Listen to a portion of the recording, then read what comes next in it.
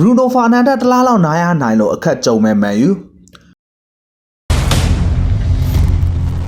Aston Villa ကိုနိုင်ရတဲ့ပွဲမှာဒဏ်ရာရခဲ့တဲ့အသင်းကောင်းဆောင် Bruno Fernandes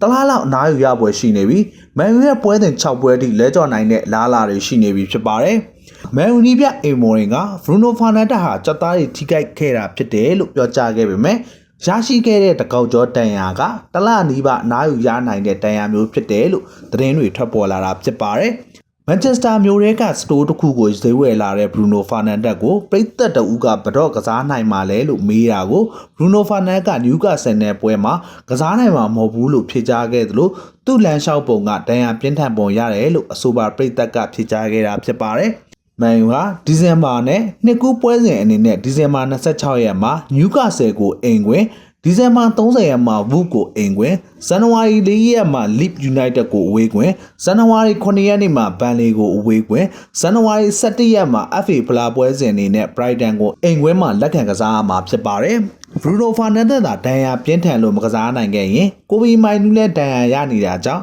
မန်ယူနီးပြအေမိုရင်အနေနဲ့ကက်စမဲရိုနဲ့အူဂါဒီတို့ကိုကွင်းလယ်မှာပဲအသုံးပြုရတော့မှာဖြစ်ပါတယ်။ ဘောလုံးပွဲတွေကိုရင်ခုန်ချသူတွေအတွက်24နာရီလုံးဝန်ဆောင်မှုအပြည့်ပေးနေတဲ့ AKL online service ရှိပါတယ်555 mix နဲ့ iBet 789အပါအဝင်မိတ်ဆွေတို့နှစ်သက်တဲ့ဘောလုံးနဲ့ပတ်သက်တဲ့ရင်ခုန်စရာဝန်ဆောင်မှုအားလုံးကိုရယူနိုင်ပါတယ်စိတ်ဝင်စားတဲ့ဆိုရင် Viber နံပါတ်39 439